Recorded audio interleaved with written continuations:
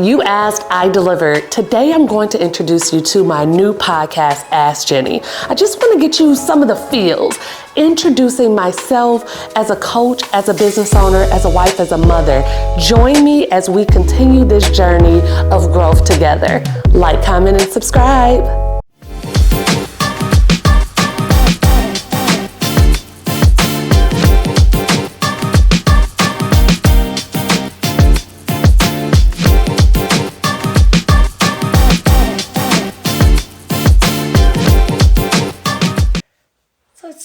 To identify what kind of business owner you are. And this session, I want you to talk back to me because I'm going to say some things and I need you to be like, that's me.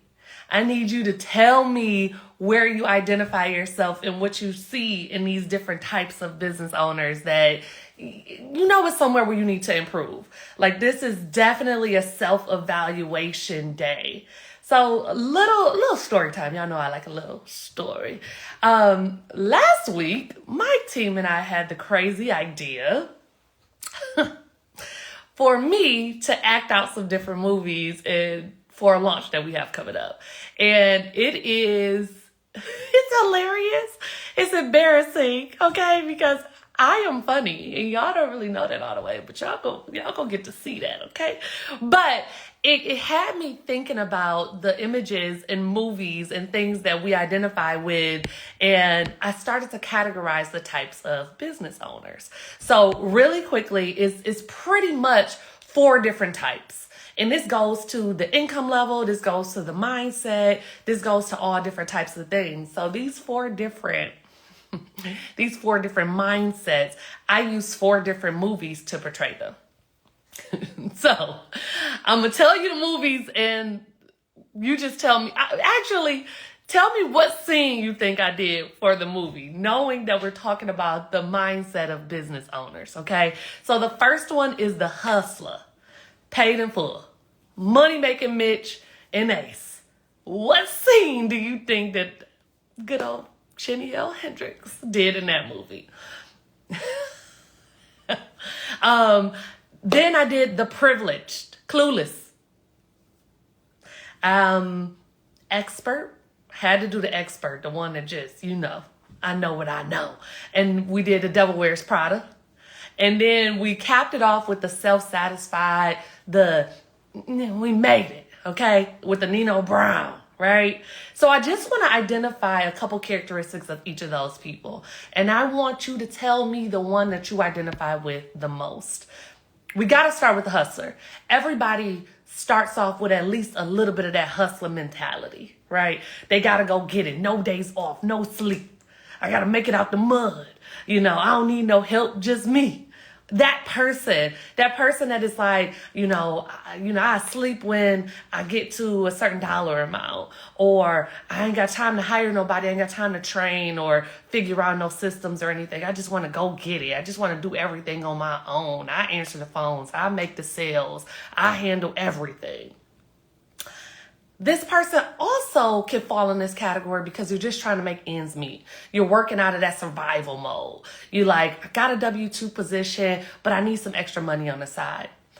All of these individuals, this mindset will not allow for a sustainable growth strategy. It will not allow for you to scale. You have to hire, right? You have to have staff or automations or CRM or processes. You have to have something in place in order to get the influx of new clients. You can't do it all alone.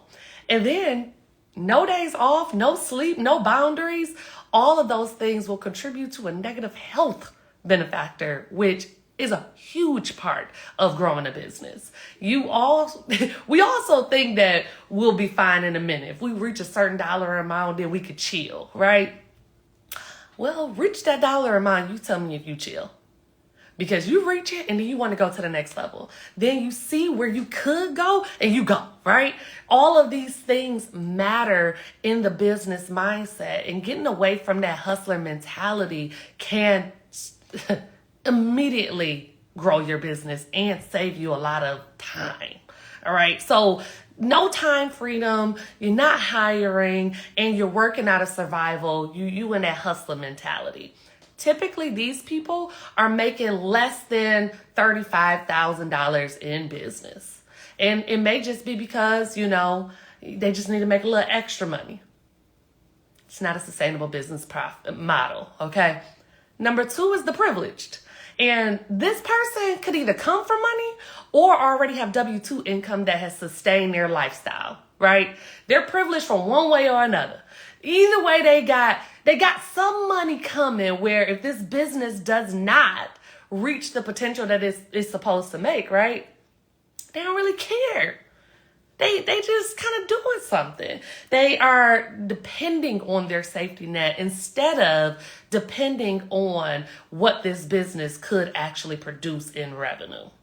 They also don't have an investment or savings plan out of this business income. They are so, caught up in wherever their sustainable income is coming from that they really don't have a business model in place. They're just kind of throwing something out there and seeing how it sticks.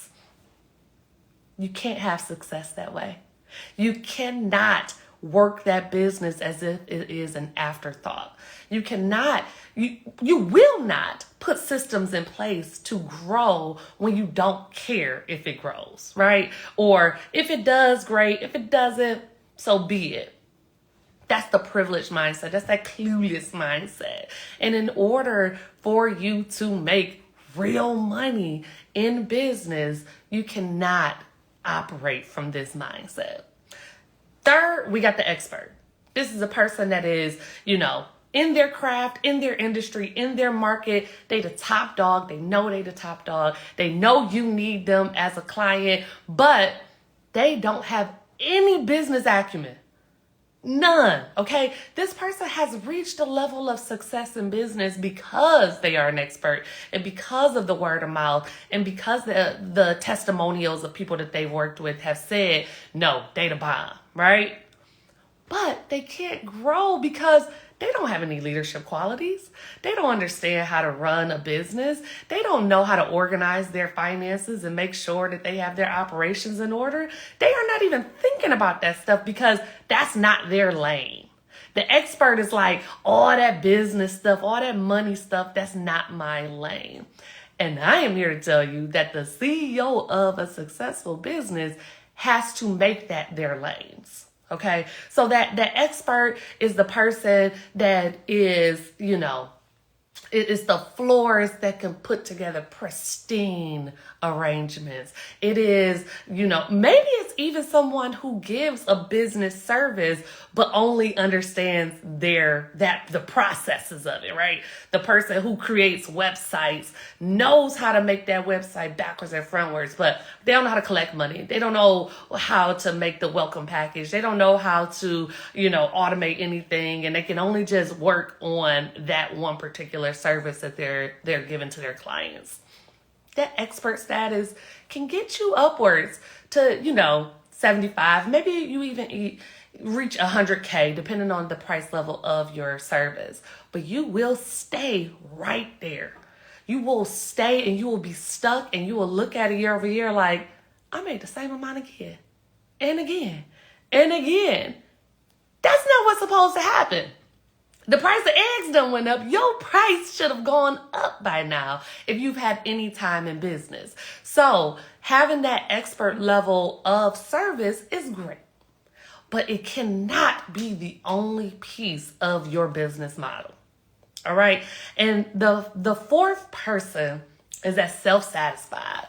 I made it. I get to do what I want. I can travel. I can whatever. I feel very comfortable in the amount of money that I made. And they keep their eye off of the ball, meaning they're no longer thinking about what their competitors are doing or how the market is trending or how pricing structures have been reevaluated with this new technology that came out to do exactly what you do.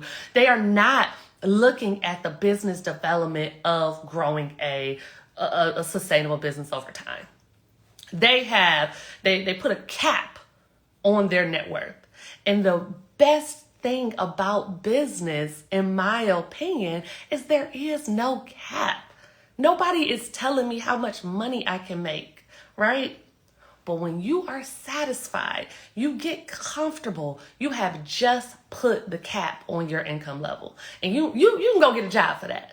You can go work in corporate America for that. If you want to make sure that you can make up to a certain amount and then stop, go on and get a job. But if you want to have that self-starter business acumen and you want to grow substantially, you have to release yourself from the hold of your own boundaries. Okay? This person is also a know-it-all. I've been in business for this long. I already made this much money. I know how to do this. Okay. All right, know-it-all. You don't. There's so much money out here, so much money to be made, so many new trends. I was just telling someone the other day, everything that I learned in undergrad about journalism, about public relations, about marketing is different. It's done. Okay? The framework of a press release is dead. You can now DM your pitch. And ain't nobody reading no press release long DM. Marketing is so organic and dynamic on social media. Something that was just kind of coming out when I was an undergrad, right? I couldn't wait to get my college email so I can get a Facebook. Now everybody's on Facebook. Right? So it's if I was so stuck in the amount of time that I've been in business and the amount of success that I've been able to acquire in business, and I was not always elevating my mindset, I would be stuck. I would have a cap, and I am not putting no cap on this. Okay? They also are most satisfied with their peak income, which may not even be their current income. So maybe your business reached $2 million 2 years ago, but you have never gotten there since, but you've been able to be sustainable in your lifestyle. And so you feel cool. Let me just tell you, Warren Buffett, one of the richest men in the world, right, said, and this was a couple years ago, so of course with inflation, this might go up a little bit more, but he said that $900,000 should be the American dream for annual income. You can do anything. And this is somebody who has access to everything. You can do anything with about $900,000 in annual income. I thought that was incredible, right? I'm thinking he gonna say 100 million or something. He said $900,000. What that said to me is that if someone is making year over year, 1.25, 1.3 million in gross revenue without that much in overhead, say your overhead is about 30% or something like that, right? And you bring it home $1 million. You are not paying attention to the fact that 2 years ago you bought in 2 million if you are self-satisfied with the status quo. Don't get comfortable. So these are my 4 types of business owners, and identifying yourself in one of those spaces can be the answer to why you are stuck at the income level that you are at. Making sure you are consistently taking a look at you as the leader of this business enterprise and how you can elevate this business to the next level is something that needs to be a part of your daily practices. Business development is also self-development when you are the CEO of that business.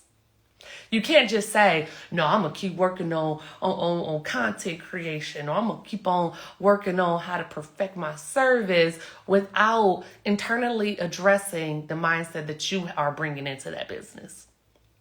Everybody around you, every hire, every client, everybody sees your comfortability, and you're putty to them. So it's identify what kind of entrepreneur you are currently and make sure that you are making way for the type of entrepreneur you want to become. And if you know you are that self-satisfied, comfortable person at the top of your game, right? Let me just tell you how easy it is for that person to elevate with just a little switch. The hustler, you just getting started. You don't know if you have a sustainable business model yet. You're still trying stuff. You're still learning sales. You're still trying to show up and create your personal brand. You're still doing that. So I can understand how you think it is hard to get to the next level and you are scared to go out there and take those risks.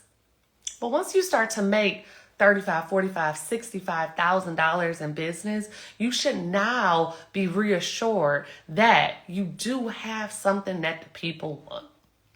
And that's all you need to know. Once you know that, and once you have perfected what you are saying you are providing to your clients, it is go time. So making sure that you understand sales and marketing, making sure you understand operations management and how to just stop keeping up with the Joneses. Get out of that brick and mortar and go online, right? And then taking a look at your finances, organizing them and saving on taxes, you put that together for a trifecta that will solve any issue at any level of you as an entrepreneur. So I wanted to just throw that out there, give you some insight about what types of business owners there are, see who identifies where. You could go ahead and drop in the comments. You like, oh shoot, I'm the hustler, or dang, I'm self-satisfied and this is crazy. I got to get out of this mindset. But I want to help you transition. The transition and just honing in on where your historical data is already showing you where money is being made, and then telling you how to make that work more for you so that you can make more money while simultaneously saving on taxes. What we talking about? Profit margin just went up 200%. So it's like, take in everything that I just give away, right? And then come back to the table when you want to really go to the next level. That's all I got to say. So I'm going to get back to work. I have a call in about a couple minutes.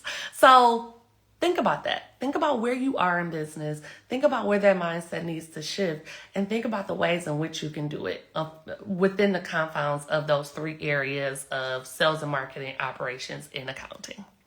All right. Love you all. Thank you for joining me. If you haven't been listening to the podcast, go on over to JenniLHendricks.com and do that. If you want more information about coaching, or if you want to book a business consultation with me, all of the links are in my bio. So definitely jump on and let's connect. Have a great day, everybody. Bye. Thank you for listening to this episode of Ask Jenni. Ask Jenni has been in the works since 2016. I have started tax team services, developed coaching programs for small business owners and tax professionals, and I've even started a podcast with my husband, Finding Love.